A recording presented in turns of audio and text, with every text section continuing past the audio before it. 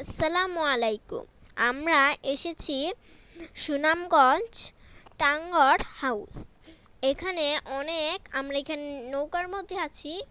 এখানে অনেক পানি আছে, আর ওইখানে অনেক অনেক পাহাড় আছে। আর এখানে মানুষ বসে রয়েছে, আর এখানে মানুষ বসে রয়েছে। আরও দেখছি আমরা এখানে ছাদ, আর এটা আমরা নৌকার উপরে আছি ছাদে। এখানে দেখুন আকাশে মেঘ জমে আছে। আমরা আরো দেখছি এখানে অনেক অনেক বাড়ি আছে, যেটি অনেক দূরে, তার জন্য এটি দেখা যাচ্ছে না। আর অনেক বড় বড় পাহাড় আছে, যেটি দেখা যাচ্ছে অনেক ছোট ছোট, কিন্তু এটি অনেক বড় বড় পাহাড়।